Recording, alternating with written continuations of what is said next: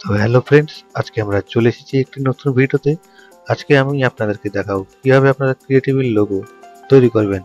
তো আজকের এই লোগোটি তৈরি করা হবে CorelDRAW 11 এর মাধ্যমে। তো আমি CorelDRAW পেজটি ওপেন করে রেখেছি বন্ধুরা, তো আপনারাও খুলে নিন। আর এই লোগোটি খুব সিম্পল লোগো, আপনারা দেখে দেখে খুব সহজেই তৈরি করতে পারবেন। তো চলুন বেশি কথা না বলে ভিডিওটি শুরু করি। পেজটি খুলে নেওয়ার পরে বন্ধুরা আমরা কি করব, আমরা একটি টুল ব্যবহার করব, যে টুলটির নাম হচ্ছে ইলিপস টুল। এটি সিলেক্ট করে নেব। সিলেক্ট করে নেওয়ার পরে আমরা কন্ট্রোল বাটন চেপে একটি রাউন্ড সার্কেল ক্রিয়েট করে নেব। ক্রিয়েট করে নেওয়ার পরে আমরা পিক টুলটি আবার পুনরায় সিলেক্ট করব। সিলেক্ট করার পরে আমরা কি করব, এই রাউন্ড সার্কেলটিকে আরেকটি কপি করে নেব। তার জন্য আমরা শিফট বাটন চেপে মাউসে ড্র্যাগ করে আমরা রাইট ক্লিক করলে একটি রাউন্ড সার্কেল তৈরি হয়ে যাবে। তো আমরা কি করব, দুটি রাউন্ড সার্কেলকে সিলেক্ট করে নেব। এইরকম সিলেক্ট করে নেওয়ার পরে আমরা কি করব, ট্রিম করে নেব। ট্রিম করে নিলে কি হবে, মাঝখানে যে অংশটি রয়েছে এটি আমরা ডিলিট করে নেব কিবোর্ডের মাধ্যমে। তো পুরো যে অংশটি দেখতে পাচ্ছেন ট্রিম হয়ে গেছে, পুরোটি একটি রাউন্ড সার্কেল ক্রিয়েট হয়ে গেছে।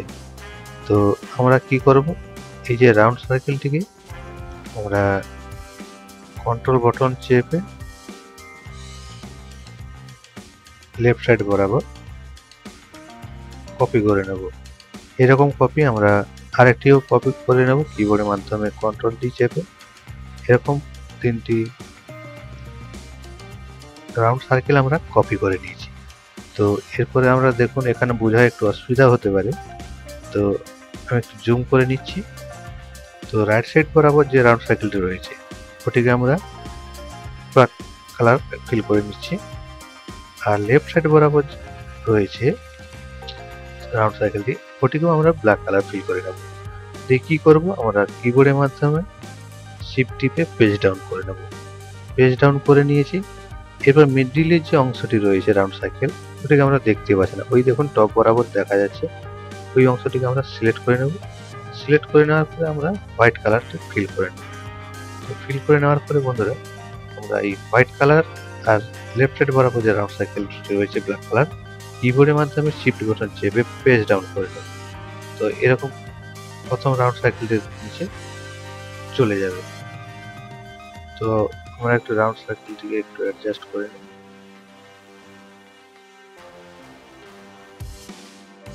তো করে নিয়েছি।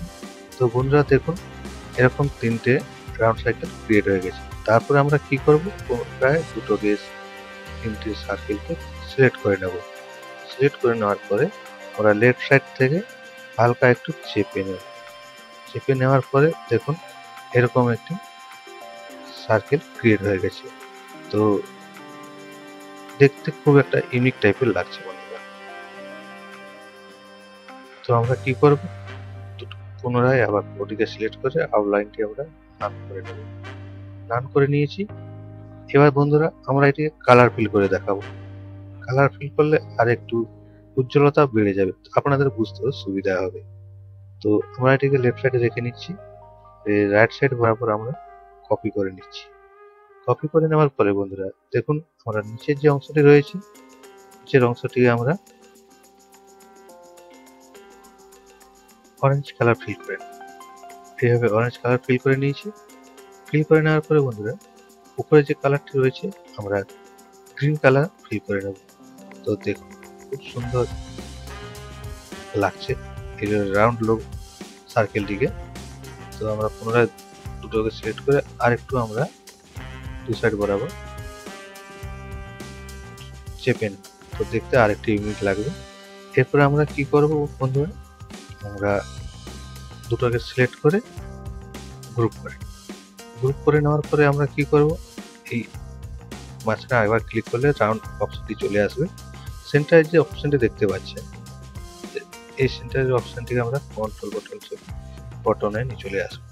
নিয়ে আসার পরে আমরা কর্নার বরাবর চেপে 180 ডিগ্রি ঘুরিয়ে নিয়েছি। সরি, কপি করা হয়নি।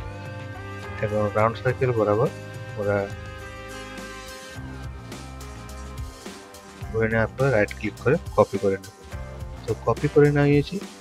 এরপরে আমরা এখানে যাব মিরর বটনস বলে, এখানে ক্লিক করে দিলে যে যার সেন্টার বরাবর থেকে যাবে।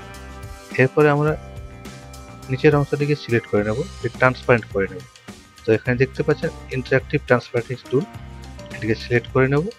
সিলেক্ট করে নেওয়ার পরে আমরা নিচের অংশটিকে ট্রান্সপারেন্ট করে নেব। খুব ইজি প্রসেস বন্ধুরা, আপনারা দেখে দেখে খুব সহজে শিখতে পারবেন। তো দেখুন, তো এইভাবে ট্রান্সপারেন্ট করে নেওয়ার পরে কি হলো, যেন মনে হচ্ছে কোনো একটা কাঁচের অংশে পাত্রের উপরে দুটো সার্কেলকে রাখা হয়েছে। তো বন্ধুরা, এই লোগোর ডিজাইনটি কেমন লাগলো অবশ্যই আপনারা কমেন্ট করে জানাবেন, এবং ভিডিওটি ভালো লেগে থাকলে প্রচুর পরিমাণে শেয়ার করবেন। তো এরকম হলো একটি লোগো। এই লোগোটিকে আমরা আরেকটু নতুন অন্যভাবে দেখাবো। তার জন্য আমরা কি করব, আমরা অনুরূপ করে দেখিয়ে দিচ্ছি। এই যে ব্ল্যাক অংশের যে লোগোটি রয়েছে, আমরা করে নেব, রাইট লেফট সাইড করাবো। করে নেওয়ার পরে আমরা একটি সার্কেল রাখবো, বাকিগুলোকে রিমুভ করে দেবো। তো লেফট সাইডের অংশটিকে আমরা রিমুভ করে দিচ্ছি, ওপেন থেকে রিমুভ করে নিলাম। এরপরে কি করব, এই যে রাউন্ড সার্কেলটি রয়েছে এর সেন্টার বরাবর একটা গাইডলাইন টেনে নেব।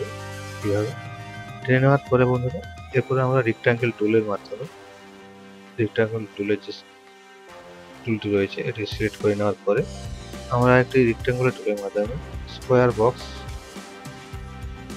ওই গাইডলাইন বরাবর টেনে নেব। এরপরে বন্ধুরা কি করব, দুটি অংশকে আমরা সিলেক্ট করে নিব। সিলেক্ট করে নেওয়ার পরে আমরা ট্রিম করে নেব। ট্রিম করে নেওয়ার পরে দেখুন অর্ধেক হয়ে গেছে রাউন্ড সার্কেলটি। এরপরে আমরা নিচের যে স্কোয়ার বক্সটি রয়েছে এই স্কোয়ার বক্সটিকে আমরা রিমুভ করে নেব। রিমুভ করে নেওয়ার পরে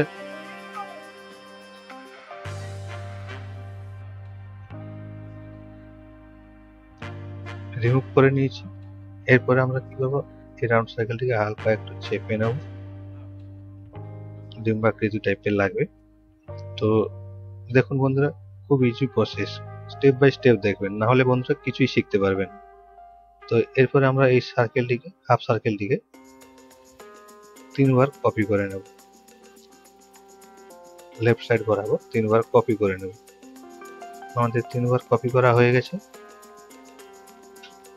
তো লেফট সাইডের যে ব্ল্যাক অংশটি রয়েছে বন্ধুরা, এটিকে আমরা কিবোর্ডের মাধ্যমে পেজ শিফট বাটন চেপে পেজ ডাউন করে নেব।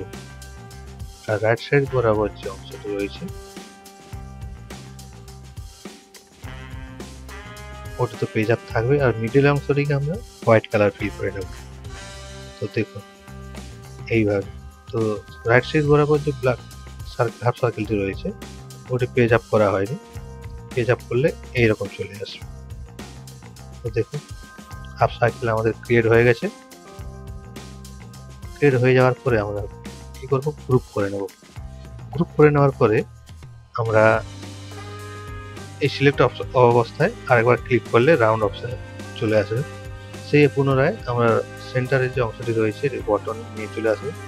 নিয়ে আসার পরে আমরা কর্নার বটন চেপে 180 ডিগ্রি ঘুরিয়ে নেব, দিয়ে রাইট ক্লিক করে কপি করে নেব। দিয়ে পুনরায় আমরা মিরর অপশনে গিয়ে মিরর করে নেব। তো মিরর করে নিয়েছি, সেই রকম সেম প্রসেস। তো এরপরে আমরা কি করব, একটু জুম করে নেব। জুম করে নেওয়ার পরে আমরা রাইট সাইড বরাবর ব্ল্যাকের শেষ প্রান্ত, হোয়াইটের প্রথম প্রান্ত আমরা এখানে ছেড়ে দেব। দেখুন এইরকম।